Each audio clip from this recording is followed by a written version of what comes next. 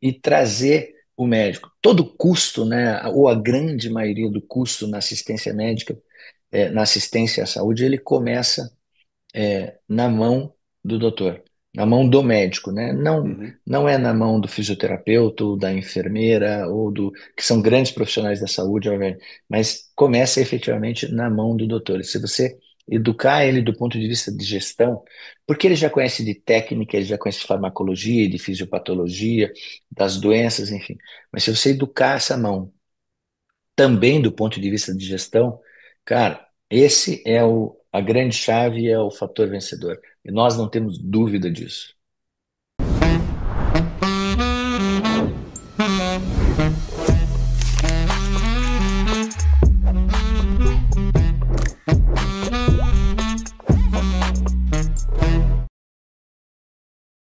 Fala, doutores! Sejam muito bem-vindos ao maior podcast de desenvolvimento de carreira médica do Brasil. Hoje temos a honra de conversar com um convidado que uniu como poucos a medicina, a gestão e a inovação em saúde. Cirurgião do aparelho digestivo, mestre e doutor pelo FPR, com passagens por instituições de ponta, como Columbia, Harvard Business School, Fundação Dom Cabral, Copiade. Nosso convidado construiu uma carreira sólida em liderança hospitalar, passando por Amil, Hospital Anchieta, Mater Dei, Hospital Brasília, DASA, Vera Cruz, AC Camargo, Hospital do Amor. Rapaz, é história pra caramba. Eu não sei como é que eu vou conseguir controlar isso daqui pra gente chegar no final, mas tudo bem. E também professor, conselheiro e investidor, cofundador da ANAP, sempre com um olhar estratégico para transformar a saúde do Brasil. Não deixem de aproveitar nesse momento, tenho que pedir para vocês, esse convidado de garbo e elegância cabe aqui, obviamente, se você não está inscrito, se inscrever no canal, dar um like para que esse episódio consiga chegar a milhões de pessoas e essa audiência consiga levar a mensagem do nosso nobre colega para mais pessoas. Fala, doutor Erickson, tudo bem? Pô, Ricardo, obrigado pelo convite. Eu não sei se eu tenho o punch, se eu tenho o gabarito para estar aqui no Fala Doutores. A gente sabe que as pessoas que passeiam por aqui são maravilhosas, são extremamente importantes, mas de qualquer forma, se você teve esse acesso de loucura e me convidou para estar aqui, eu vou tentar dar o meu melhor. Muito obrigado a você, Ricardo. Obrigado ao Fala Doutores e estou à sua disposição para tentar transmitir um pouquinho dessa experiência que a gente teve aí ao longo dessa nossa vida, tanto de executiva como vida pessoal. Tem muita história que eu acho que é bacana, né? Mas eu tenho certeza que eu vou aprender muito com você também. Então, Não, bora lá, vamos junto. obrigado aí pela disponibilidade do teu tempo, obrigado aí pela humildade nas palavras, a gente já sabe que o episódio vai ser um espetáculo. E Erickson, olha aqui, eu fiquei super impressionado lá, que Dr. Erickson já começou, eu já conheci Dr. Erickson ganhando prêmio, ele, lá no CLAVES, no Congresso Latino-Americano de Valor em Saúde, com uma iniciativa espetacular, eu já tinha participado lá todo do projeto lá do Veracruz também, mas aí trouxe um case lá pra gente no Claves espetacular. Erickson, conta um pouquinho aí. Já vou começar, não vou começar pelo início, não, vou começar por essa história lá do Claves. Esse prêmio aí, sempre bom a gente ganhar um prêmio, né? Mas mais ainda com a participação aí desse novo momento da saúde, né? De construir e criar valor para os pacientes. Eu acho que, poxa, o CLAVES, o Congresso Latino-Americano de Valor em Saúde, é um projeto maravilhoso do IBRAVES, né, que hoje é capitaneado pelo grande amigo César Abicalaf. E o case que nós levamos lá foi um case da nossa empresa, a Arpen Serviço de Saúde, que a gente está fazendo no Hospital da Unimed Piracicaba. Nós hoje temos a equipe médica de clínica médica e de pediatria no Hospital da Unimed Piracicaba. E a gente buscou efetivamente colocar na prática aquilo que Michael Porter já fala há tantos anos sobre valor em saúde, mas que às vezes você não consegue tangibilizar e colocar isso na prática.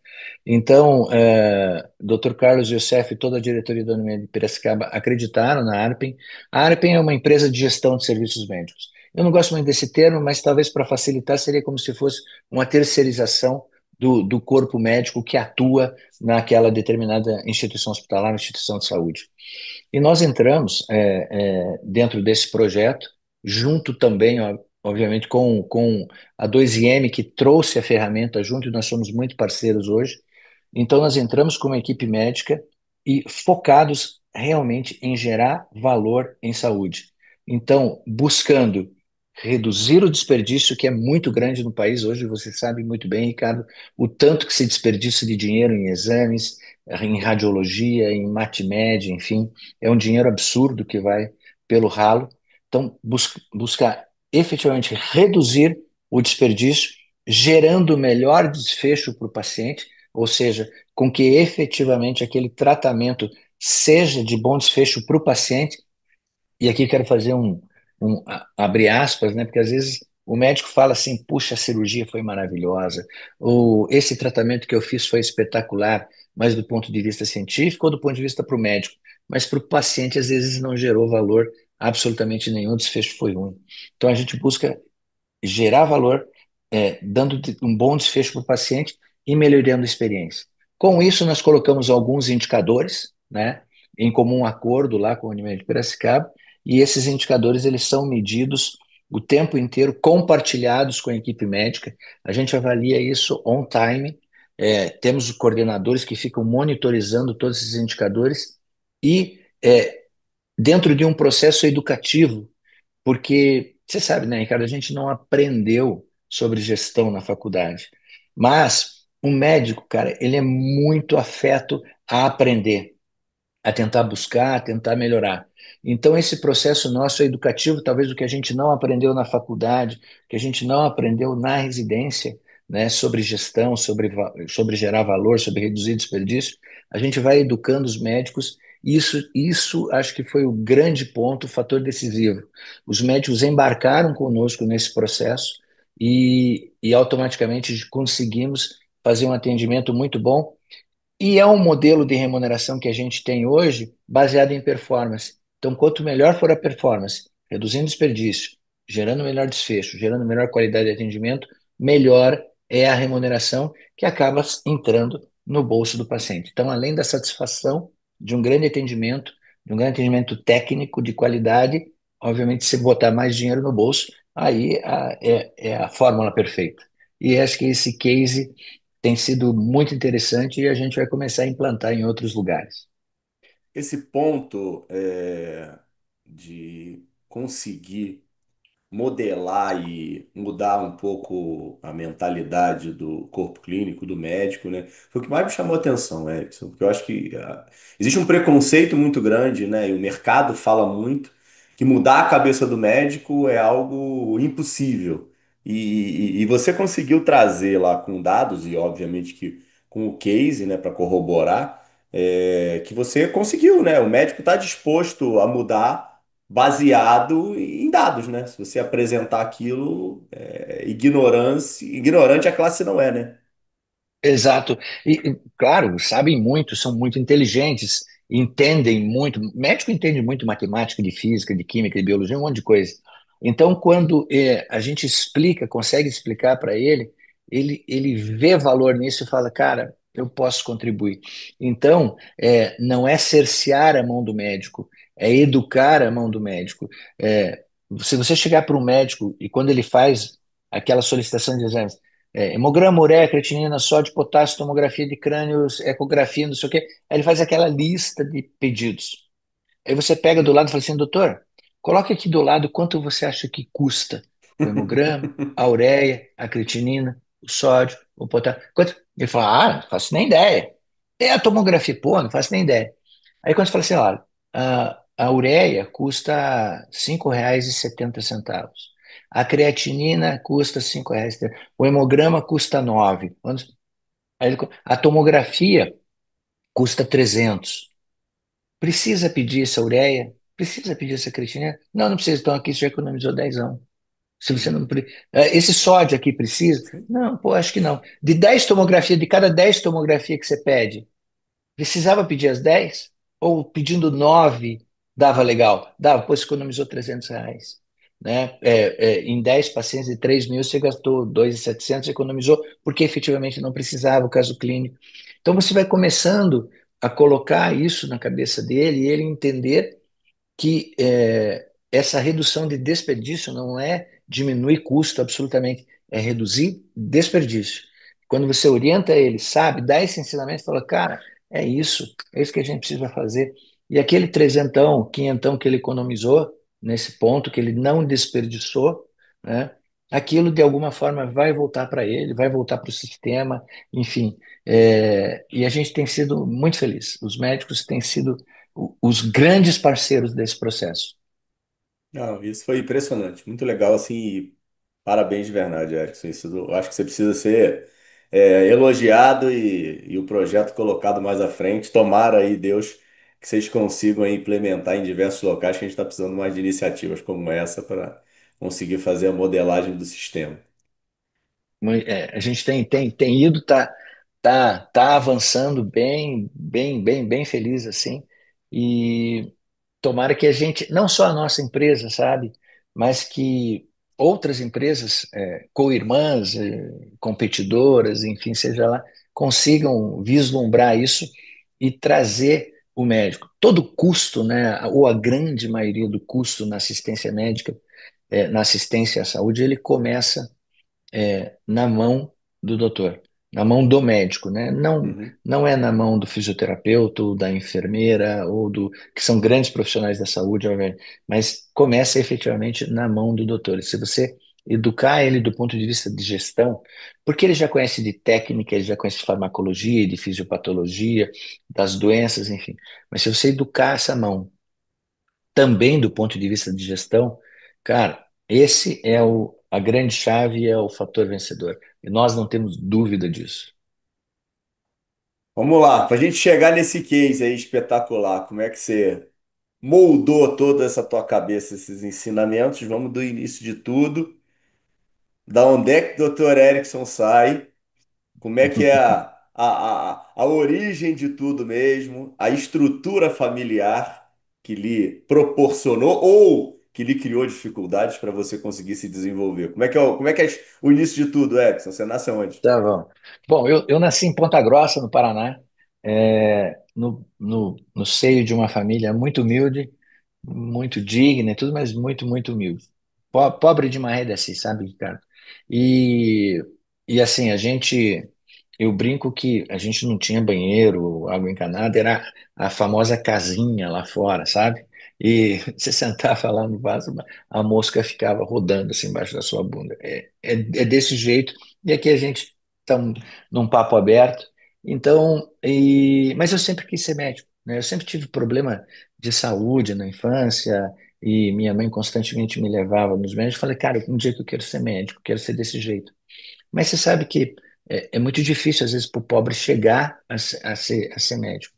E eu, então, sempre estudei em escola pública, né? Mas aí, quando eu estava no terceiro ano, ou perdão, no segundo ano do chamado científico na época, ou segundo grau, eu jogava basquete, sabe, Ricardo? E eu fiz um jogo do Colégio Estadual do Paraná, onde eu estudava, contra o melhor cursinho da cidade nos jogos escolares da cidade. E eu acabei fazendo um belo, era a final do jogo, e eu acabei fazendo um belo jogo. E o técnico do outro time chegou e falou assim, Erickson, ô, você aí, eu usava 11, eu gostava da camisa 11 porque era do Marcel, entendeu? Na época o Marcel, não sei se você lembra, 7 É, Carioquinha, é. 11 Marcel, tá, das antigas, né? E eu usava 11 porque eu adorava o Marcel. E ele falou assim, ô, você é 11, vem cá um pouquinho. Eu falei, pois não, professor. Professor do outro time, né? Quando a gente terminou o jogo, ele falou, eu queria que você jogasse no meu time no ano que vem. Eu falei, professor, eu adoraria jogar, mas eu não tenho condição de estudar no seu colégio. Eu não tenho como estudar. Ele falou, pô, eu te dou bolsa atleta, 100%. E você vai jogar no meu time no ano que vem. Aí eu fui jogar, né, nesse cursinho, né, pré-vestibular, que era o melhor cursinho e tal. E aí eu tive essa oportunidade, me dediquei muito, estudei pra caramba e passei na Universidade Federal do Paraná, em medicina, que era o sonho, né? E aí, mas mesmo assim, apesar de ser uma universidade federal, de não ter as mensalidades, mas mesmo assim o custo é caro, né? Você tinha que Uhum. comprar aqueles. materiais de técnica operatória, os livros que a gente tinha que comprar caríssimos. E aí eu passei a vender livro, Pessoal escuta isso e não consegue nem entender, né, Edson? nem Tinha que entender. comprar livro, né? Tinha que comprar livro, assim, ou se comprava em três, quatro, cinco, às vezes, poxa, o Guyton, Pô, o Garbo, rapaz, não, pô, tá aqui, cara. Rapaz, eu vou. Não, eu vou te falar, vou desabar isso olha, aqui, rapaz. Ó, deixa eu mudar meu cenário aqui, rapaz. Que eu guardei uns aqui, ó. olha Aqui. aí, ó, tá vendo? Olha aí, ó, cara, Harrison, pode, tá olha aí, vendo? cara, Harrison de Clínica Médica, velho. É, rapaz, É, pô, aí, ó, tá vendo? Isso era caro pra caramba, velho, era caro pra muito caro. caramba. Era muito. E assim, não tinha grana, né? Então eu vendia livro durante a faculdade. Então, para me manter, eu vendia livro. Eu dava aulas de Ah, você já tinha palestra. essa tua cabeça empreendedora, pô? É, A tua dificuldade criou uma oportunidade pra você? exatamente. Então eu comecei a vender livro. Então eu vendia livro de medicina preventiva. Eu ia dava aula nas escolas, né, de noite ou em faculdades e tal. Eu no segundo, terceiro, quarto ano de medicina, eu falava na época sobre doença sexualmente transmissível, câncer de pulmão, hipertensão, o HIV estava estourando, chamava HTLV3 ainda o vírus, né? Porra, tava começando a SIDA, né, a AIDS e tal. E eu Aham. falava sobre isso, medicina preventiva, importância, as doenças venéreas, o sexualmente transmissíveis. Hoje é IST, né? Tinha lá DST, enfim, vendia muito livro e foi muito bacana, né? Eu conheci a minha esposa no cursinho, e a minha esposa e a gente passou junto no vestibular. Nós passamos juntos no vestibular, e como eu vendia livro durante a faculdade, né, ela me ajudava muitas vezes, e aqui a gente pode contar, então é um pecadinho, né? Mas às vezes ela assinava a chamada, né? Porque senão eu tomava falta pra caramba e tal. E ela era da minha turma, né? Mas acabei que Você tinha que ir atrás do dinheiro, né, pô? eu tinha que ir atrás de dinheiro e porque eu Ah, não, viajava também, sabe? não, e pera aí, Edson, eu tenho uma coisa. Você vai morar em Curitiba, então, né? A Hoje faculdade era lá, né? a faculdade era lá. Eu era de Ponta Grossa, daí eu morei em Curitiba, daí meu pai mudou para cá, minha família mudou para cá e O cursinho era em Curitiba? o curso era em Curitiba também. Eu mudei para Curitiba com 5 anos de idade. Eu nasci em Ponta Grossa, mas mudei para Curitiba com 5 anos Tá, de idade. Daí entendi. joguei Mas pelo aí colégio. essa época de faculdade, você morava com teus pais ainda? Morava com meus pais. Morava com meus Tá, pais. entendi, É, tá. eu passei aqui, fiz a faculdade morando com eles, né? Aí conheci minha esposa lá ainda no cursinho. Cara, Ela era sua comparsa durante a faculdade, ela era minha comparsa. entendi. Pô, isso foi em 83, cara, que eu comecei a namorar com ela. A gente passou em 84, né? Aí passamos juntos na faculdade, tivemos 6 anos, eu vendendo livro e tal. Engravidamos no sexto ano, né, da Camila, ela engravidou, daí casei, mas aí eu já tinha feito durante a faculdade, vendi uns livros, daí acabei fazendo um pé de meia. E apesar de às vezes faltar e tudo, Deus me Não, deu. pera, deixa eu te interromper outra coisa. Teu sogro te aceitou, cara? Ou ele teve que te Meus, aceitar mesmo, cara? meu sogro me aceitou. Aliás, cara, meu sogro foi muito importante na minha vida. Puxa vida, que pessoa, que cara maravilhoso. Acho que ele também tinha um parafuso a menos por ter me aceitado, né? Mas graças a Deus que me aceitou, porque esse cara me ensinou tanta coisa. Hoje está lá no céu, enfim. Mas me ajudou muito. O seu Júnior me ajudou muito. E até esse momento aí, então, eu nem sabia desse ponto importante aí de chegada de Camila. Até esse momento, não tinham médicos próximos da tua vida? Não, As nem referências do eram meu. os médicos da tua infância? Exato. Eu fui o primeiro cara que teve da família, tudo, tudo, tudo, tudo, primo, tio, blá, blá, blá, pai, mãe, né? Foi o primeiro que teve curso superior, assim, sabe? Poxa É, vida! Pô, então foi uma não, conquista para a família, né? então foi, assim, não tinha nada, assim, nem da área de humanas, nem da área de exatas, nem da área de ciências da saúde, ninguém. Aí a gente, Aí e, e, engravidam, final e daí de último engravidamos. ano. No último ano, casamos. Na formatura, quando da minha formatura, A Camila estava com 6 meses já, né? A gente formou. Eu Ah, sou da que vocês segunda. formaram, ela já tinha Eu já tinha nascido? nascido, já tinha nascido, já tinha nascido. Caramba! Mas Meu aí a gente, Deus do céu! aí a gente já tinha feito um pé de meia, eu tinha feito de vender livro, tinha um dinheirinho, né? Já pude comprar a geladeira, já pude comprar o fogão, já tinha um carro, e enfim. Aí passamos na Ah, e residência, né? obviamente vocês vão morar junto, né? Ou Fomos morar não? juntos. Casamos e fomos morar juntos, isso. É, é, primeiro casamos, anunciamos que estava grávido, né? Tá. Aí anunciamos a gravidez, aí marcamos a data que aceleramos o casamento e fomos morar juntos. E daí, cara, a gente formou em julho. Eu sou da segunda entrada, né? Porque na época, naquela federal, tinha primeiro semestre, segundo, eu sou da segunda entrada de 84. Então, eu formei em julho de 90. E ficamos o segundo semestre de 90 trabalhando e estudando para residência, né? E nessa época, cara, a gente teve tantos convites assim, e duro, duro. A família dela também tinha um pouco mais de dinheiro que a minha, mas assim, ter um pouco mais de dinheiro que a minha não queria dizer nada, assim, sabe? Não, não era nada. Enfim, é, mas e a gente Não, teve um pera aí, monte de. ela tinha o banheiro dentro de casa, pô. Sim, exatamente. Pô, baita de uma conquista, pô. Ela tinha medo de casa. E daí, cara, a gente foi pro vários assédios, não, vem morar aqui, vem morar para cá. Eu falei, não, cara, a gente tem que fazer residência, a gente tem que fazer residência, não Mas dá vocês para não ser queriam a assim. mesma coisa, não, né? Não, ela fez gineco e eu fiz cirurgia do aparelho digestivo. Então a gente trabalhou nesses 6 meses, mas sempre estudando para residência. Daí eu deixei de vender livro e fui atuar como médico, né? A gente já tinha um CRM. E nesse segundo semestre de 90, a gente foi fazendo plantão em posto de saúde, em prefeituras próximas de Curitiba, e estudando, né, para ser para residência. Aí eu passei em cirurgia geral, eu passei em cirurgia geral e depois aparelho digestivo. Ela passou em ginecologia e obstetrícia e já tinha, e com Camila, né? E fomos indo. Só que, cara, mesmo assim, aí com Camila, imagine residente, a coisa apertando pra Não, caramba, pera aí, né? não imagino, Edson. Pera aí. Fala mais disso, rapaz. Como é que vocês dois faziam residência com uma filha, rapaz? Pois Ficava o quê? Com a então, tua aí sogra, com a tua mãe, e cara? deixava com a minha sogra e com a minha mãe. A minha sogra e minha mãe moravam em Curitiba, né? Moram ainda, graças a Deus estão vivas. Meu pai já não está mais aqui, nem meu sogro, mas minha mãe e minha sogra são vivas. E a gente deixava com elas, só que assim, às vezes eu rodava residência, sabe como é que é residente, né? E hoje a gente vê os residentes, parece que eles não gostam muito de operar e tal. Eu era rato de centro cirúrgico, adorava operar, adorava estar lá operando.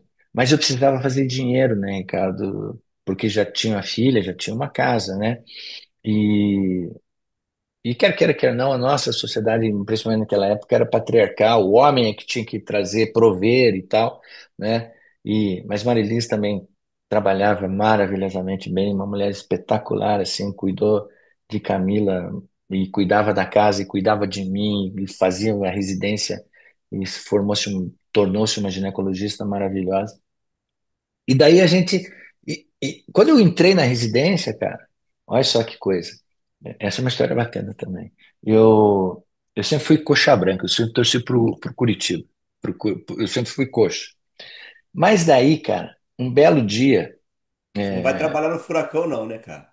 cara, eu sou atleticano roxo que nem doido. Eu fui médico do Atlético, cara. Eu sou furacão valendo, velho. Vou te- Essa história é muito legal. Eu teve duas coisas. No começo da residência, teve uma prova no SIAT aqui em Curitiba, era Sistema Integrado de Atendimento ao Trauma e Emergência. Junto com o bombeiro e tal, era para a gente atender trauma na rua mesmo. Tiro, bala, faca, queda de prédio, colisão, ônibus com ônibus, queda de teleférico. Pô, teve uma prova aqui, tinha 15 vagas. Eu fui fazer como R1. Eu fui fazer a prova. E os meus preceptores também foram fazer a prova, que era uma grana boa, sabe, que ia pagar. Uhum. O vínculo era com o Estado, e era uma grana bacana que ia pagar. Tinha 15 vagas e eu passei, cara. Eu passei entre os 15. Aí eu cheguei para os meus preceptores que não tinham passado na prova, cara. Imagina, meus chefes da residência não tinham passado. Falei, professores, eu passei na prova, vocês sabem, eu sou meio duro e tal, eu vou precisar trabalhar. Então, ou eu concilio a residência com esse trabalho, né, no SEAT, ou talvez eu precise sair da residência. Eles falaram, não, não, a gente não quer que você saia da residência e tal. Pode trabalhar, mas você vai ter que fazer plantão só de noite e final de semana, né? Uhum, Aí eu pegava sexta noite e sábado à noite eram meus plantões no SEAT. Cara, era a madrugada inteira, só porrada, só tiro, só bala, só colisão.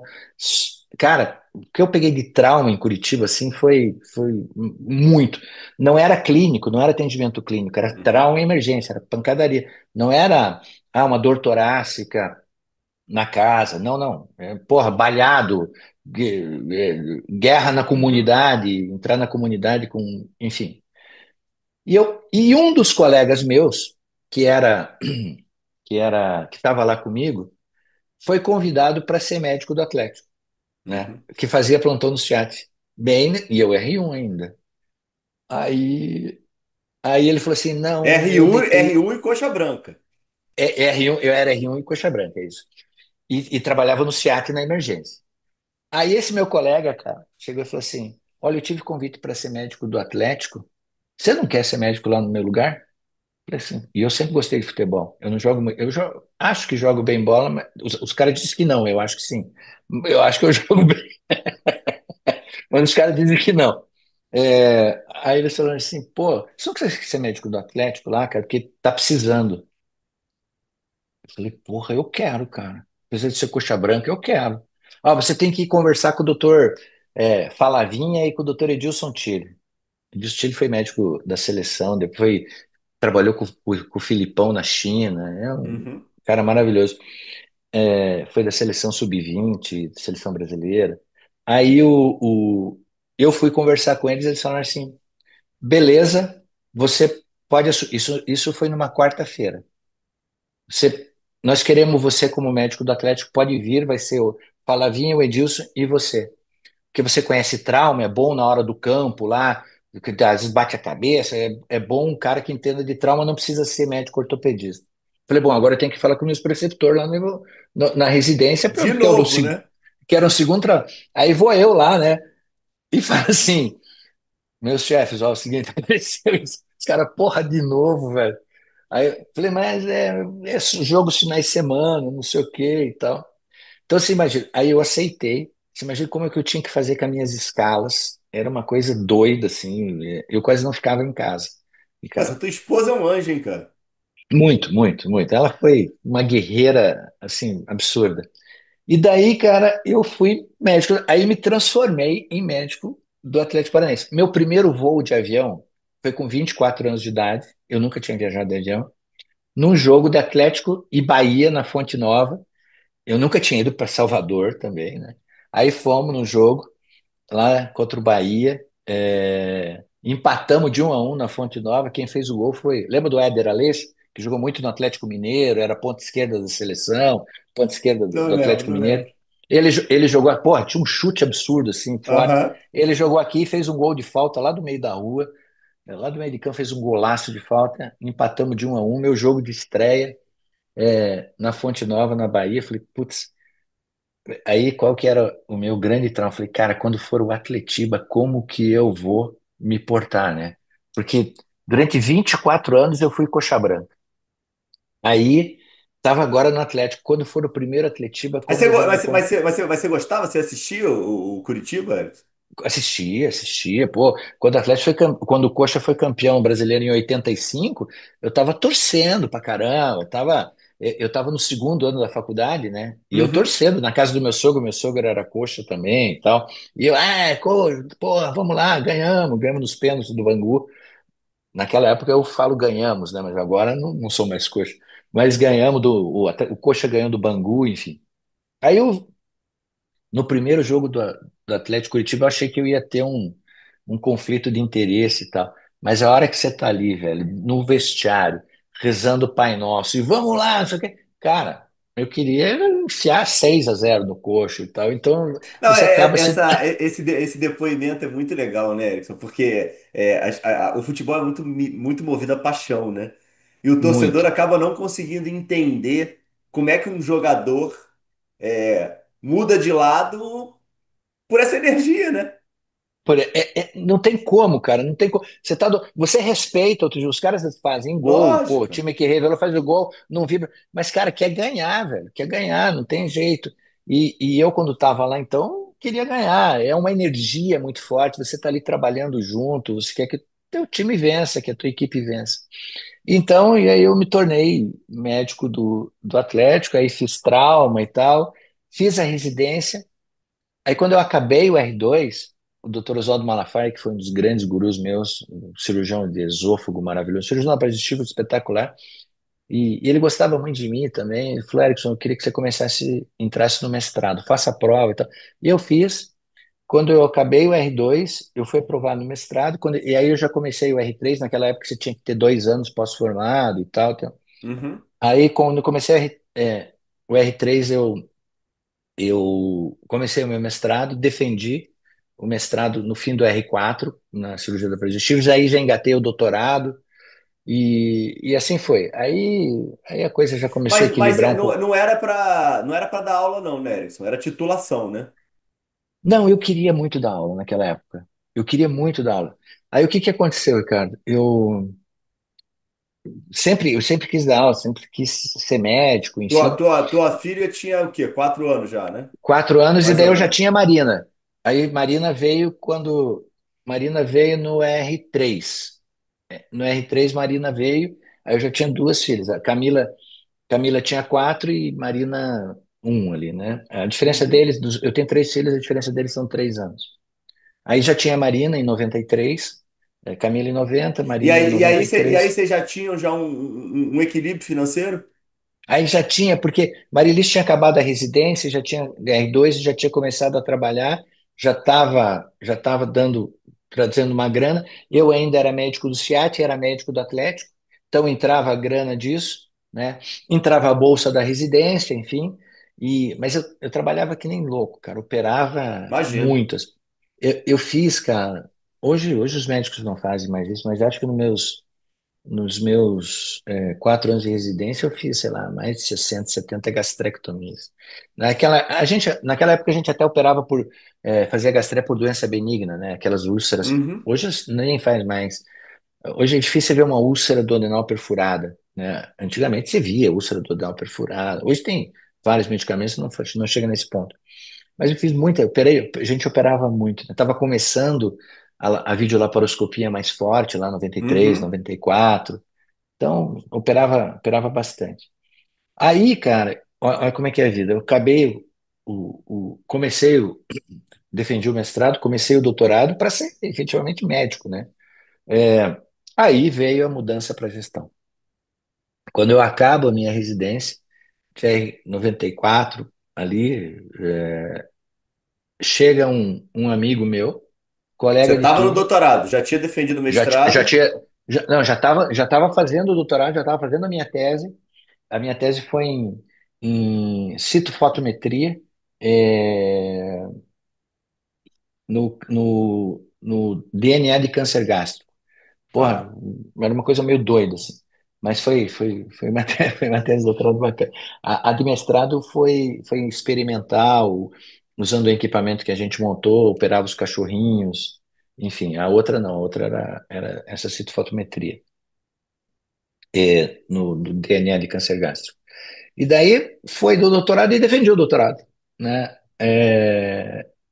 Aí, cara, chega um amigo meu, colega de turma, Moacir Zanata, que aí já é meu compadre, a gente vive juntos aí pra lá e pra cá. Fala assim, Erickson, Já passou por aqui, já, pô. o Zanata? Zanata já passou por aqui, pô. Porra, grande cara. Aí, cara, o que acontece? Ele pega e fala assim, Erickson, estamos precisando a Amil está precisando de um diretor comercial. Eu falei assim, e eu ser diretor comercial? A minha época de vendedor ficou na faculdade, velho. Eu já vendi livro, não vou, pô, eu fiz mestrado, fiz doutorado. Você acha que eu vou ser vendedor de plano de saúde? Você tá doido, você pirou. Não, cara, porque os caras estão precisando de um médico que tem experiência com venda. Você vendia livro, é médico. Eu falei, não, cara, vai primeiro ouvir pelo menos os caras, ouve os caras lá. Aí eu fui lá, sentei com o Reino de Stephanie Júnior, filho do seu Reino, de que foi ministro da Previdência, foi ministro da Agricultura e tal. E hoje o Reino de Júnior é deputado federal até. E sentei com ele.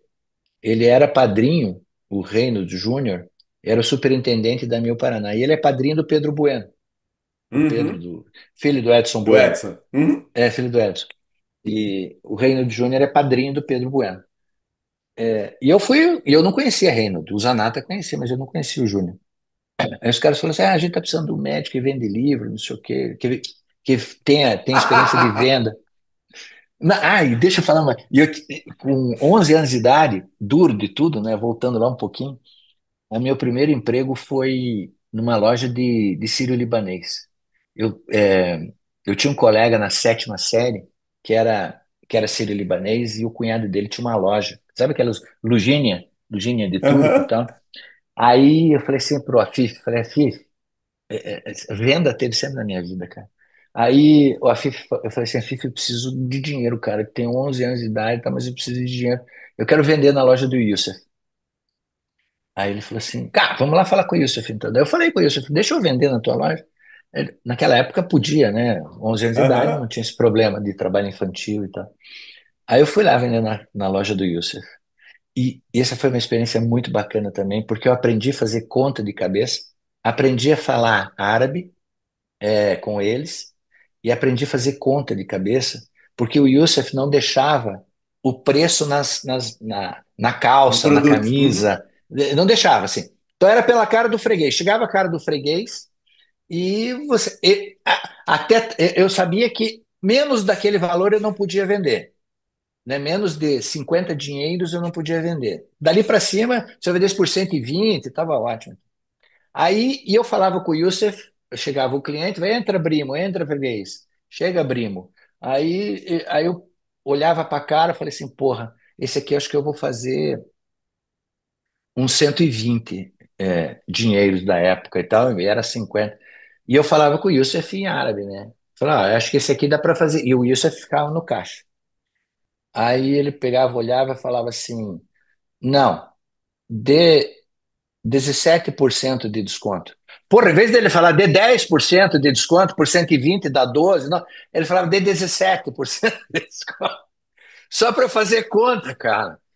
Porra, de 10% de 120, R$ 12 era mais fácil. Cara, ele fazia de 17, de 22. Porra, esse falou assim, aí eu aprendi a fazer conta de cabeça. Tanto é que o Edson Bueno depois falou assim, cara, você é um dos caras que mais.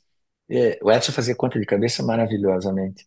O Edson Bueno. E ele falou, cara, você é um dos caras que eu mais vejo que se faz conta de cabeça rápido. Mas foi por causa do Wilson. Então eu fui vendedor. Eu fui vendedor de Lugínia. A necessidade faz o homem, né? Não tem jeito, Não rapaz. tem jeito, velho. Aí fui vendedor de Lugínia, fui vendedor de livro, e daí era para ser vendedor de plano de saúde. E daí aí eu cheguei para os caras e falei assim: então vamos fazer o seguinte: você não me paga salário, mas não me cobra horário. E eu vou ver se eu gosto dessa história. Aí, cara, uns 2, 3 dias depois dessa conversa, o chefe dos corretores de vendedor, na época a Renault tinha chegado no Paraná. A Renault estava chegando no Paraná e estava querendo mudar de plano, se não me engano, eles tinham um médio na época, alguma coisa assim. E, e esse chefe dos corretores falou assim: doutor, você me acompanha lá porque o presidente da Renault é que vai negociar e tal, vai conversar. Falei, vou com você. Mas eu não sabia muito ainda das tabelas de Uhum. venda e tal, nem sabia muito do contrato, mas fui acompanhando. Aí o presidente falou assim: pô, e vocês, na reunião lá, ele falou: vocês cobrem videolaparoscopia? A videolaparoscopia, como eu falei, estava começando, né? Isso eu sabia que cobria. Eu falei: você cobre sim, doutor. Eu falei assim: é porque eu tô com problema na vesícula e me indicaram eu fazer videolaparoscopia para tirar por videolaparoscopia, mas eu não sei ainda como é que é esse negócio. Falei: me dá um papel e uma caneta que eu vou explicar para o senhor. E peguei o papel e a caneta, mostrei um umbigo aqui, aqui é o arco costal Uhum. direito, entra com um trocáter aqui, entra com um portal aqui, não sei o quê. E ele ficou olhando assim, e tira por aqui. Ele falou assim, mas como é que você sabe tudo isso? Eu falei, não, porque eu sou cirurgião. Ele falou, o quê? Um cara cirurgião na área de venda da minha. Pô, essa empresa é muito bacana, sabe? Vou fechar o contrato. Aí fechou o contrato e eu ganhei uma baita de uma comissão. Aí eu falei, porra, é esse troço que eu quero. Aí vou. Aí eu falei, putz, essa coisa é boa. Ganhei uma boa comissão, porque expliquei para ele como era a videolaparoscopia para o presidente e o cara pegou e fechou o contrato. Aí eu entrei como diretor comercial da Amil Paraná naquela época. Mas esse momento você estava estável, Erickson? Essa Eu oportunidade que te brilhou os olhos? Ou você estava com algum desequilíbrio aí nos teus empregos? As coisas não Não, estavam eu andando tava. bem? Não, eu continuava médico do Atlético, eu continuava médico do SEAT, eu já estava eu estava começando meu consultório, tinha aberto meu consultório, já tinha começado a rodar pacientes. Naquela época era muito fácil você se cooperar na Unimed, lá em 94, 95. Eu me cooperei facilmente na Unimed. Começou a vir paciente, né? Começou a vir paciente. Então, e aí, já, pô, já Então, tinha quatro. então foi o trem passando mesmo. Foi a Foi, oportunidade que apareceu foi na tua oportun- vida. foi a oportunidade que apareceu. Aí já tinha hospital para operar, já, né, já tinha mestrado, já estava com doutorado ali, 4 anos de residência, enfim, já começou, né? Eu auxiliava muito os meus professores, o doutor Malafaia, o pessoal lá. Então ele já começava a pingar paciente, né? Não estava ruim a situação. Marili estava indo bem também, mas daí apareceu esse negócio. E venda era uma coisa Aí que entra me. uma bolada na conta, né, pô? Porra! E venda era uma coisa que me atiçava, assim, sabe? Falei, porra, que bacana, cara. Aí comecei nesse negócio, não larguei as outras coisas, mas comecei, foi indo, foi indo. Aí fiquei um ano, naquela época, a gente mensurava em dólar, a receita e tal, e poxa, a gente deu um salto importante na área de vendas e tal. Aí me colocaram para ser diretor médico, né? Então, de ser vendedor, eu fui controlar o custo da operadora. Aí eu fui ser diretor médico da Amil aqui no Paraná. Aí fiquei um ano, né? É, Um aí Zanata. deixa. Zanata estava Tava na aqui, época. estava na época junto. E quando eu entrei na Amil, em 94, é, quando eu entrei na Amil lá isso foi em novembro de noventa e Noventa e quatro. quatro é morte do Ayrton Senna e Copa do Mundo. É isso aí. E foi final de 94 eu entrei na Amil. Lá por fevereiro de 95, a Amil tinha um projeto que chamava Amil 2000, onde eu, CEOs e alguns diretores e tal. E o Reino acabou que queria me levar, e me levou, né? Falou, "Pô, vamos para." Eu falei, mas eu não sou diretor, não sou C-level, e era naquela. A gente fazia no Nas Rocas, lá em Búzios, numa ilha que tem lá, porra, bacana. E eu fui, achava tudo legal pra caramba. Aí fui para lá.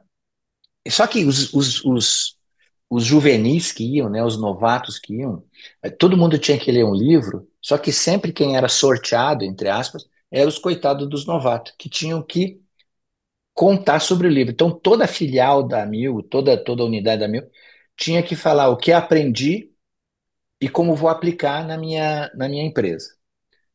E eu cheguei lá, a gente chegou, nós somos em 5 da Mil Paraná, e vai, não sei o que, daqui a pouco, claro que eu ia ser o sorteado, porque todos os novatos. Aí eu fui sorteado. E por eu ter vendido livro, né, dado palestra muito para vender aqueles livros, eu tinha facilidade para falar com o público. Aí eu subi no palco e eu me lembro que o livro que a gente leu chamava O Voo do Búfalo. E eu tinha que falar como eu aprendi, o que eu aprendi e como a gente vai aplicar na Anil Paraná. Rapaz, eu subi no palco e pá, pá, pá, pá, pá, fiz umas transparência, eu usava transparência aí no correto projetor, velho. A galera que vai ver, muita gente nem O sabe. pessoal da edição vai ter que arrumar uma foto, porque ninguém vai entender isso. Ninguém vai entender o que é retroprojetor com transparência. E eu fazendo desenho do voo do búfalo, não sei o quê. Cara, acabei a apresentação. O Edson tava na primeira fila, assim. Ele pega e levanta. Falei, puta, me lasquei, cara. cara Vai me amassar. vai me dar uma porrada aqui agora. Aí ele chegou, me abraçou. Quanto tempo você tem na empresa? Falei, tinha 3 meses, doutor Enzo. 3 meses você já está aqui? Falei, pois é, eu não queria vir, mas me falaram para eu vir e tal. Eu acho que eu sou muito novato mesmo. Não. Olha, quero dizer o seguinte, você foi muito bem na apresentação. Eu lembro até hoje, ele falou assim, você conhece um cavalo alazão de cara. Esse aqui não é pangaré, esse é cavalo alazão, não sei o quê. E a partir daquele momento, aí o Edson começou a investir em mim e tal. Aí, cara, aí por isso que eu fui para Harvard, por isso que eu fui para Columbia, por isso que eu fiz Copiale, por todas essas coisas. Aí o Edson, caí nas graças do Edson, enfim, em Não, pera 96. aí, pô, por todas essas coisas, mérito seu, né, pô? Acho que eu dei um pouco de sorte também, cara. Acho que Ah, o pô, cavalo, sorte o é quem tá cavalo, preparado na hora certa, rapaz. também tem isso. Mas assim, e eu nunca, acho que eu sempre fui meio assim, meio sem medo, sabe? Até às vezes inconsequente. Mas às vezes é até bom ser inconsequente, né, Ricardo? Às vezes você faz uma coisa, se você ficar medindo muitas consequências Sim, da sim, sim. coisa, você não faz. Aí, em 96, ele falou assim: eu preciso que você vá para Brasília. O Edson me falou: eu preciso que você vá para Brasília. E daí eu mudei para Brasília, né? Com família. Aí Gustavo tinha acabado de nascer em 96.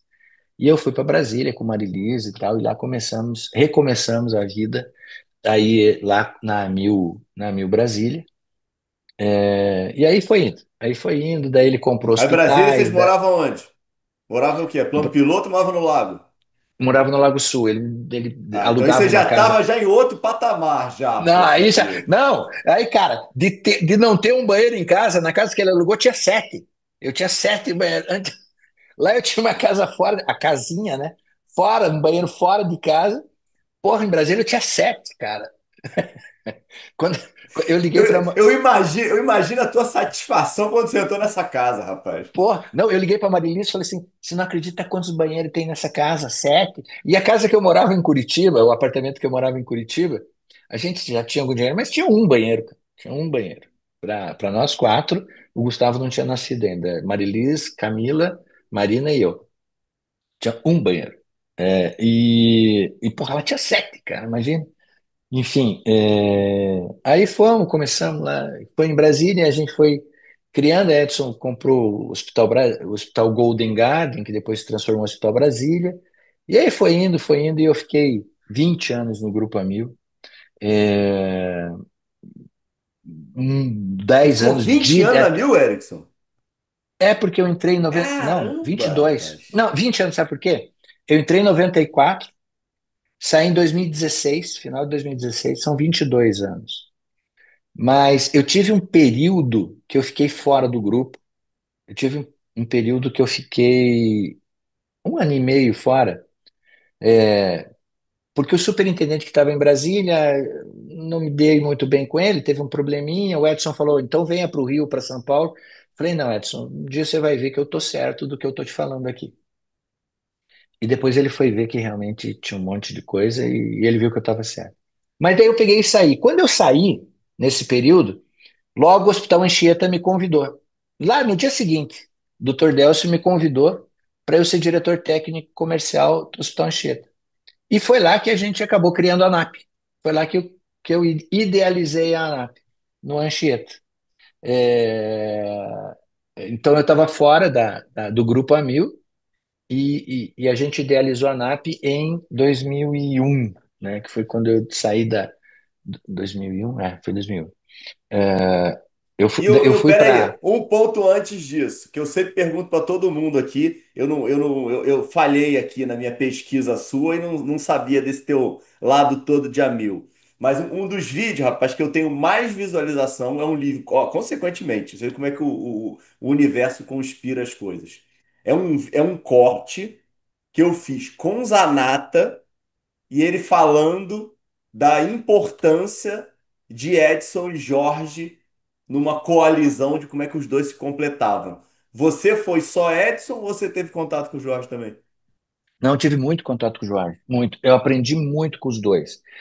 Assim, Jorge era um cara assim, o Edson ia desbravando, o Edson ia abrindo as matas e o Jorge ia botando em cima do caminhão, assim, sabe? Ia ajeitando. Então o Edson ia sap, sap, sap, e o Jorge ia atrás botando tudo para dentro do caminhão e ajustando e deixando a coisa ajeitada. Então Você eu aprendi. corrobora então de que a empresa não existiria com um deles só. Ah, não, de jeito nenhum. Os dois ali eram fundamentais, eles se complementavam de uma maneira maravilhosa, assim. E era sempre bom ouvir muito os dois, assim, porque você chegava num equilíbrio muito bacana e aprendi muito. Ainda tenho contato, muito contato com o Jorge. Eu acabei de escrever um livro chamado Quando a Ciência Encontra a Arte. É, eu vou te mandar esse livro. Ó, E, olha aí, eu quero ele autografado pra eu publicar, hein, pô. e um dos coautores é o Jorge Rocha. Não, pô, não, quero autografado pra botar aqui. Vou publicar no Instagram isso daí, por exemplo. Ó, olha o comprometimento público que você tá fazendo aqui Vou agora, hein, fazer, pô. vou te mandar, Ricardo. Quando a ciência encontra arte, a gente lançou em agosto e o Jorge Rocha é um Pera aí que eu vou, dos. rapaz, cadê aqui? Cadê o. Eu guardo os livros, rapaz. Aqui, ó. Ah, ó. Aqui, ó.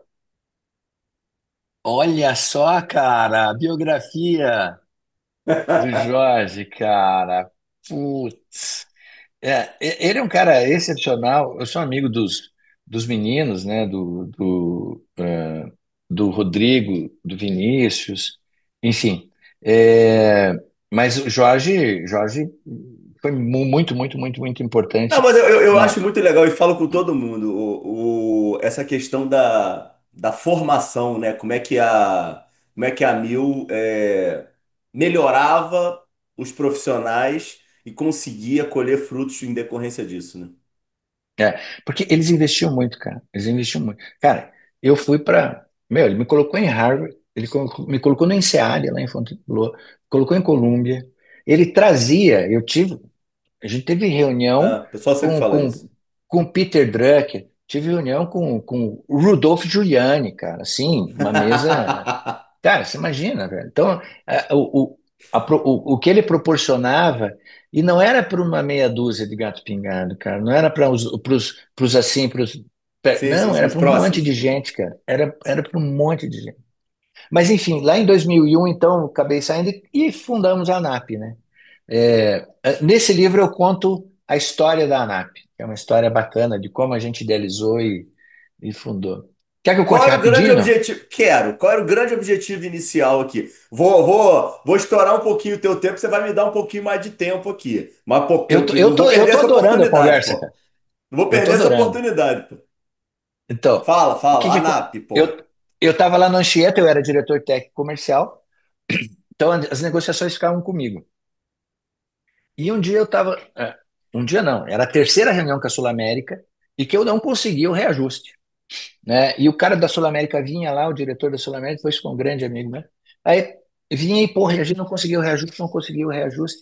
Aí ele foi embora, eu falei, cara, não é possível que isso só aconteça aqui no meu hospital.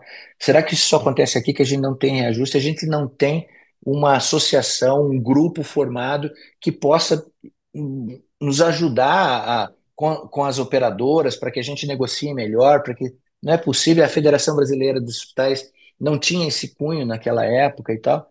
E bem naquele dia eu tinha lido sobre a Associação Americana dos Hospitais, né? A Uhum. Associação Americana, a AHA, né? E eu falei, cara, a gente não tem uma coisa assim. Eu falei, puta merda, a gente podia montar uma associação dos hospitais privados. Falei, mas como é que eu vou montar isso, né? Como é que a gente vai fazer isso? Aí eu comecei a listar. No papel, mano. Einstein, Sírio, não sei o que. Eu falei, vamos reunir 25 hospitais. Einstein, Sírio, 9 de julho, nananã, nananã, nananã. Pegando as cinco regiões do Brasil, né? Pegamos as Sim. cinco regiões do Brasil e listei 25 hospitais. Isso em 2001. Falei, bom, agora vamos fazer um fórum e trazer esses 25 hospitais aqui para Brasília. Num fórum onde a gente vai reunir esses caras aqui para debater o sistema e tentar montar uma associação. Aí eu falei, bom, vamos começar com Einstein. Mas daí, hoje você acha fácil o número. Naquela época, 102. ou lista telefônica, né? Aí conseguiu o número do PBX do Einstein, liguei no Einstein, falei, olha, eu queria falar com o número um do Einstein. Com quem que o senhor quer falar? A telefonista. O senhor quer falar com o superintendente não sei da onde, com o presidente não sei o quê, com o presidente do conselho. Falei, pô, o presidente do conselho é o cara que mais manda. Falei com o presidente do conselho. Ah, o senhor quer falar com o doutor Brant? Eu falei, esse mesmo, doutor Brant. E eu nem sabia que era o Reinaldo Brant. Aí, por uma sorte absurda, veio o Reinaldo Brant no telefone. Pois não. Falei assim, antes a telefonista perguntou assim, quem quer falar com ele? Eu falei, é Erickson de Brasília. Eu sempre brinco que o sobrenome de Brasília tem muita força, assim, sabe? Erickson de Brasília. Eu falei, porra, quem é esse cara, né? Aí veio lá, Dr. Brandt, falei, ó, Dr. Brandt, aqui é Erickson, tal, eu tô ligando pro senhor para dizer que a gente vai fazer um fórum reunindo os 25 principais hospitais do Brasil, nananana, cada hospital tem que trazer 3 representantes, vai ser na data tal, isso eu comecei em março e o fórum foi em maio, chamava Brasil Top Hospital Fórum, que fundou a nave. E dananana, conversando um monte de coisa e tal, e eu queria dizer pro senhor que o Círio já confirmou, e eu nem tinha nem ligado pro Círio. Imagino. Eu queria dizer para o senhor que o Círio já confirmou. Ele falou: o Círio já confirmou? Imagine se fosse hoje, o cara trocava um WhatsApp. Tem um louco aqui dizendo que você já confirmou? Você confirmou? Não, nada, é louco. Aí o Dr. Brandt falou: então pode falar que pode confirmar. Vou eu, Zé Henrique German Ferreira e Cláudio Lotenberg. Aí, cara, quando o Einstein falou, confirmou, eu falei: putz, vai sair o fórum. Aí liguei para o Círio, daí já estava lá, liguei para o Mãe de Deus, Mãe de Vênus, não sei o quê. Bom, reunimos 25 hospitais, fizemos o Brasil Top Hospital, com esses 25 hospitais, cada um levou três Sucesso representantes, total. e dali nasceu a Carta de Brasília e a ANAP, que eu fui da primeira diretoria, o Brant foi presidente. O Brant está no livro, nesse que eu vou te dar, o Brant escreve um capítulo, é, Que legal. sobre o governo. E tá lá, cara. Então a gente fez o. Aí criou-se a ANAP em maio e ela foi homologada mesmo em setembro de 2001, que teve estatuto, teve tudo direitinho. E foi uma E coisa você muito. fica quanto tempo em Brasília? É, a- ainda eu tô lá, né? A família tá lá, então o que que acontece? Ah, teus E a filhos empresa. são candango, então todos, pô. Estão lá, estão lá. Eles são curitibanos, mas moram lá. Fora a Camila. A Camila é radiointervencionista e trabalha no Einstein. Hoje a Camila faz radiointervenção, é radiologista e faz Legal. intervenção. E o marido dela também. Ela está no Einstein e ele está na rede DASA.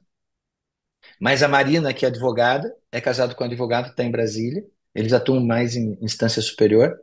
E o Guga é advogado e é piloto de automobilismo. É piloto de Stock Car, não sei o quê, correu na Europa, correu com o Verstappen, correu com o George Russell. Isso eu te Ah, conto tá numa de outra história. brincadeira, pô. É É, pô. mesmo? Moa. Ele Entra corre no bem Instagram. mesmo? Hã? Ele corre Entra bem no Instagram. mesmo? Corre, porra. Corre. Cara, a primeira volta do Verstappen de Fórmula 3 foi atrás do Guga. O engenheiro, que foi engenheiro do Valtteri Ah, Bottas, você tá e era. sendo pai, porra. Coruja, pô. Não, caramba, eu te mostro os papers, cara, eu tenho guardado isso. O engenheiro chamava Iro Reidmets, o nome do engenheiro, um finlandês, e ela Aham. era engenheiro do Valtteri Bottas e foi engenheiro do Guga, lá na Europa. Aí o Guga estava treinando na Itália, não me lembro que pista, e o Verstappen veio treinar. O Verstappen saiu do kart direto para a Fórmula 3. E um dia ele foi treinar. Aí o Hiro falou assim: ó, vai atrás aí do fulano e tal, e vê o que que é e tal. E foi. E hoje eles são, né, muito amigos, né? O Verstappen é casado com a irmã do Nelsinho Piquet, do Pedrinho Piquet e tal. Então eles são amigos, enfim. O Guga tem. O Guga foi da mesma equipe do Esteban Ocon. O Esteban, Que que corre isso? hoje. Aham. Pô, eu conheço o pai do Ocon, a mãe do Ocon, ia para lá assistir as corridas do Guga na Europa, e eles são amigos. Eu tenho fotos com o Guga em primeiro lugar e o George Russell em segundo, terceiro lugar, em Silverstone, em Brands Hatch, eu não sei o quê. Só que eu não Mas tive ele, mas dinheiro. ele. Ah, é mais ou menos isso que eu ia perguntar. Ele tem algum profissionalismo hoje nisso? Ele ganha dinheiro com isso? Ou a Ele, ele- advocacia é hoje que... ganha. Hoje ele é instrutor da Porsche, ele é instrutor da Porsche Cup, foi piloto da Stock até. 2 anos atrás, e hoje ele corre de Porsche, é instrutor da Porsche, ganha dinheiro com isso e tal, e faz muita propaganda com outras, com empresas, com a GWM, com não sei o que, ele faz essas coisas assim, Pô, que e legal, rapaz. é instrutor da Porsche e é advogado e relações governamentais. Ele trabalha muito lá no Congresso e tal, ele é relações governamentais, ele é muito bom de relacionamento e está indo muito bem. Tá, me diz um Então, negócio aí, perguntas aqui aleatórias que eu já imaginava que eu não fosse conseguir rodar a tua vida com tanta história boa e tanta jornada aqui pra gente. Vamos aqui, eu vou meio que pular umas etapas da tua vida e não vou nem continuar cronologicamente. Eu queria que você tentasse aqui dar uma pincelada de como é que dá para conciliar tantos pratos ao mesmo tempo. Médico, gestor, pai, conselheiro, investidor. Você tem essa passagem aí de tem. eminência na tua vida e professor. Como é que encaixa tudo isso, rapaz? Cara, assim, eu acho que primeiro acho que você tem que ter uma base muito forte e a família nisso é fundamental, cara. Se eu não tivesse a mulher que eu tenho, os filhos que eu tenho, eu acho que eu não conseguiria, porque eles, sabe, tem dia que você chega puto da vida, cansado, estressado, e você tem um colo, você tem alguém que fala assim, não, cara, vamos pra frente, olha o tanto de coisa que a gente já fez e tem para fazer. Então, essa estrutura, ela é fundamental. A segunda, cara, é, é, é você ter o que Edson falava, e eu acredito piamente, você tem que ter uma insatisfatina correndo dentro você tem que ter essa enzima correndo dentro do teu corpo para realmente estar insatisfeito com as coisas para fazer com que as coisas fiquem sempre melhores. Então eu gosto disso, de você sempre estar buscando melhorar as coisas a si mesmo e aos que estão ao seu redor e aos negócios enfim. Então acho que isso e tesão, cara, tesão, paixão por fazer, paixão por viver, paixão por mas porra, cansa, cara, cansa, é não pra cacete, é muito dificuldade, mas assim, amanhã é um novo dia, amanhã vai dar certo. E vai indo, cara, vai indo, porque isso dá um prazer de ver e tem tanta história bacana para contar, né? Tem muita história que também. Um monte de coisa que eu contei que deu certo, mas tem tanta coisa que deu errado nesse caminho, né? Mas não é por isso que a gente deixa de tentar novamente. E eu trago aqui uma outra frase de Edson Bueno, foi o grande guru da minha vida, um grande amigo meu, que eu tive o prazer de conviver muito com ele. Quando eu ia para o Rio, para São Paulo, eu não dormia em hotel, cara, eu dormia na casa dele, né? Então, seja lá no Rio, na Semambetiba, ou ali na frente do Rubaiá Figueira.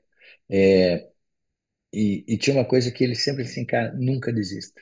Nunca, nunca desista. E isso foi uma coisa que eu sempre, tá, tomei porrada hoje, beleza, mas eu não vou desistir. Amanhã eu vou ver uma outra forma disso acontecer, um outro. E assim foi equilibrando os pratinhos e a vida foi assim. Mas volto a dizer, se talvez se eu não tivesse a estrutura que eu tive, primeiro de família, pai, mãe, irmãos e tal, dentro das possibilidades, mas deram valores muito importantes. E depois, a continuidade com essa família que a gente gerou, dando essa sustentação, ia ser muito mais difícil. Não digo que eu não ia continuar tentando, mas talvez fosse mais difícil. Tá, e eu não vou te preservar de perguntar isso. Qual foi a maior roubada que você fez? A lambança mesmo que você fala assim, rapaz, putz, não é arrependimento, que eu acho que arrependimento eu já zerei essa pergunta. Sempre é uma questão de crescimento. As pauladas só faz a gente crescer. Mas o que que você não deveria ter feito, rapaz? E você assim, putz, Cara, isso aqui eu falhei mesmo. cara, eu ter me separado da Marilis. Eu me separei da Marilis por um período. Foi a maior merda que eu fiz da minha vida. E Eu não tô, graças a eu Deus. não tô acreditando nisso aqui. Que você fez isso, rapaz? Eu Eu, fiz, eu cara. ouvindo essa história aqui, eu tô Eu querendo te fiz, matar, cara. rapaz. Por isso que Começa, cara, e quase eu. Pensa mas na perdeu a vida, maior. né? Cara, eu falei assim: o que que eu fiz? Meu Deus do céu, cara, meu Deus do céu. Então, E graças a Deus, cara, graças a Deus eu voltei ao casamento, Marilis maravilhosa, meus filhos. Mas eu falei assim, não, porra, Eu, por eu, que eu, que, eu que- acho que eu acho que eu vou ter que editar esse episódio. Você criou um problema aqui pra mim, rapaz, que eu acho que Maria, isso aqui ela vai ser idolatrada pelo Brasil, rapaz. Você vai tá criando, a tua mulher é um anjo, poxa vida. é um anjo, não, é um anjo, ela é maravilhosa. Cara, porque assim, o que que aconteceu? Eu conheci Marilis muito novo, com 18 anos. Conheci, fizemos uma faculdade tudo junto, não sei o quê. Cara, teve uma hora que bateu uma crise dos 40 e tantos anos de Sim, sim, idade e sim, tal, não sei sim. o quê. Falei, putz, cara, agora. E acabei fazendo esta lambança absurda. Sim, teve algumas outras coisas profissionais, Lógico, lógico.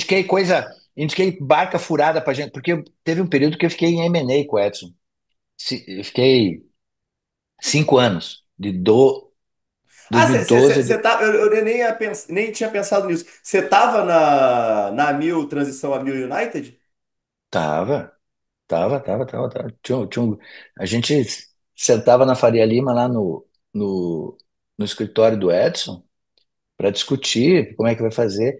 Naquela época, o Edson, um dos players que podia fazer era entrar com o Bradesco, não fazer United, era Uhum. Bradesco e tal. Mas o Edson falou assim, e isso ia ser gigante, né? Isso é uma coisa bacana. Mas o Edson falou assim, cara, a United tem a Optum, a o Edson falava assim: qual é a coisa mais importante que você tem? Pessoas. E a segunda mais importante? Pessoas. E a terceira pessoa. Depois ele mudou. Ele falou: qual é a coisa mais importante que você tem? Pessoas. E a segunda? Tecnologia. E a terceira? Tecnologia. Então, e quando fez esse negócio com a United, isso são bastidores que às vezes ninguém sabe, né? Mas eu vivi isso lá dentro. Mas falou assim, não, os caras têm a Optum, é muita tecnologia, os caras têm 15 mil funcionários de tecnologia.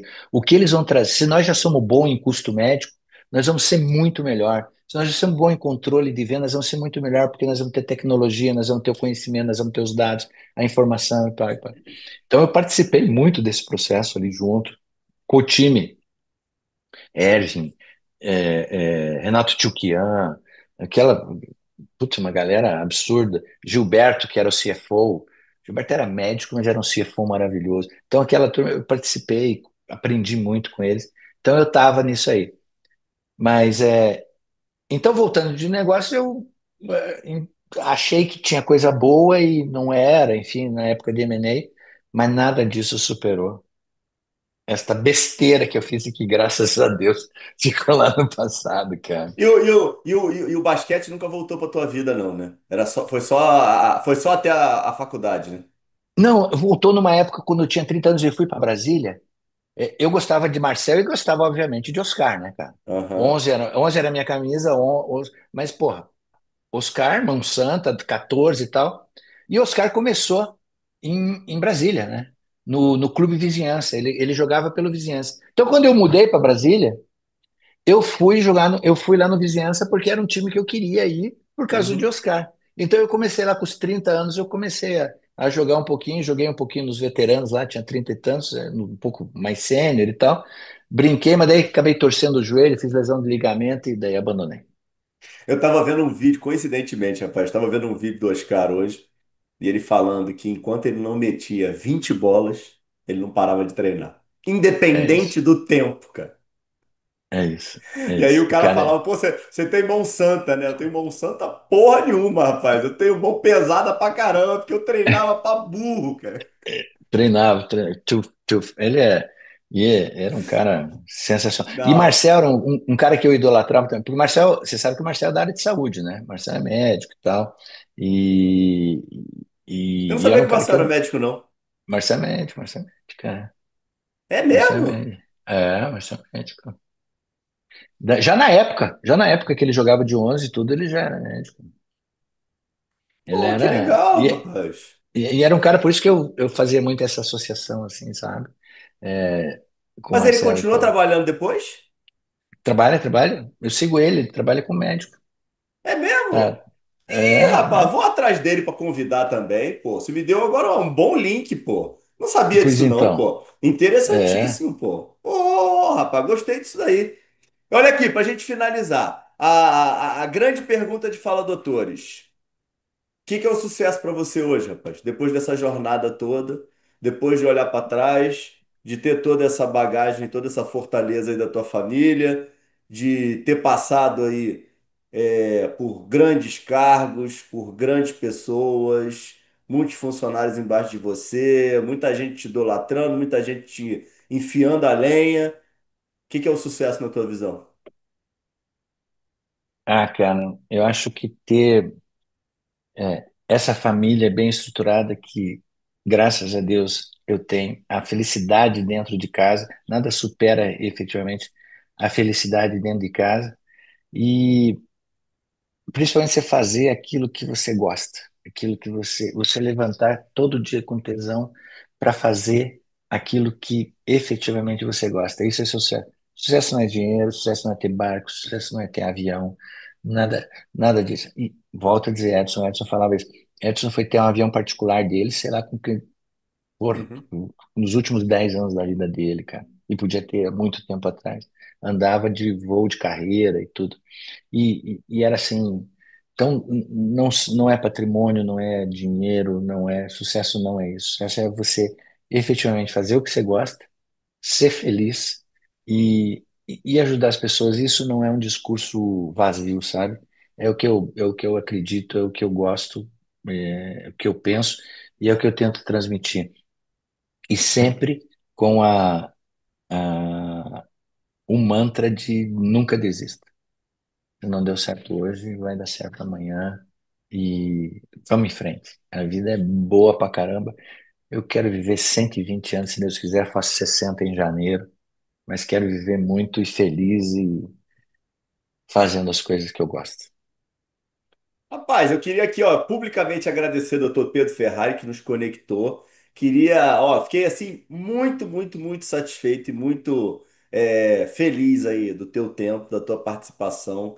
Jornada, comunicação, eu já sabia já que você ia dar um baile aqui, que era aptidão nata, mas pô, super agradável, muito bacana o papo, a conversa. Tô fazendo isso daí há 5 anos, então, rapaz, eu vou te falar que isso aqui já é um negócio que eu domino e que eu gosto de fazer. E de vez em quando eu acabo o dia falando que vocês fizeram o meu dia valer a pena. Então, assim, Erickson, obrigado de verdade. Faz aí tuas considerações finais e dá uma pincelada se nossa crise toda de saúde tem alguma luz no fim do túnel. Obrigado aí pela tua participação. E depois fala teus links que vão ficar aqui embaixo para o pessoal te achar. Tá, bom. Agradecer, Ricardo, foi uma maravilha esse bate-papo. Cara, voou, voou. E por mim eu ficava aqui falando mais hora aqui com você, porque você é uma pessoa muito agradável, deixa a gente muito à vontade. E estar aqui no Fala Doutores é uma honra muito grande. Muito obrigado pelo carinho, pela atenção e pelo privilégio de estar aqui com vocês. E eu acho sim que a saúde tem jeito. Nós temos grandes cabeças pensantes, no sistema de saúde brasileiro. Ela tem jeito sim, mas e o principal ponto, vou voltar lá no começo da nossa conversa, é trazer o médico para dentro desse barco. A hora que o médico entrar de cabeça dentro desse movimento, a coisa vai acelerar muito mais rápido. Mas o sistema de saúde brasileiro tem solução sim, porque a gente, com o recurso que a gente tem, com o orçamento que a gente tem, a gente faz milagre. Então, você imagina se a gente tivesse o orçamento dos Estados Unidos para a saúde. Com as cabeças brilhantes que a gente tem aqui, porra, era fenomenal. A gente já faz um serviço maravilhoso de saúde com o orçamento que existe, né? Então, eu acho que tem solução, sim, e tô dentro e vou ajudar no que eu puder para que isso se resolva o mais rápido possível. Onde é que o pessoal te acha? Me dá É, a empresa tem site, tem tem página, onde é a, que o pessoal acha? no LinkedIn, no Instagram, Arpen Serviços Médicos. E eu, Erickson Blum, Erickson, B de bola, L, UN de navio. Erickson Bloom, tanto no Instagram como no LinkedIn. Me acham por aí. E, cara, meu telefone aí, depois você pode botar Eu esse vou, pen se eu quiser. vou, eu vou, eu vou, eu vou conferir esse seu aumento todo aí que você ficou elogiando teu filho, hein? Eu vou pesquisar ele agora para ver se você tá falando isso tudo de verdade para mim, hein, pô. Guga Lima 9. Bota lá. Guga Lima 9 é o Insta dele. Segue aí ele, que ele é. E lá embaixo você vai ver foto dele com o Verstappen, foto dele. Ele no helicóptero, assim, o Verstappen atrás. E, putz, com o Deixa de George ser Russell. coruja, rapaz. Pô, cara, cara, eu ia pra lá, era maravilhoso, era uma paixão absurda, cara. Esses meus filhos são maravilhosos. Tá Ricardo, muito bom. obrigado de coração, cara, essa oportunidade e que você continue brilhando e que o Fala Doutores cresça cada vez mais e mais e leve muito conhecimento para a galera aí. Obrigado, irmão.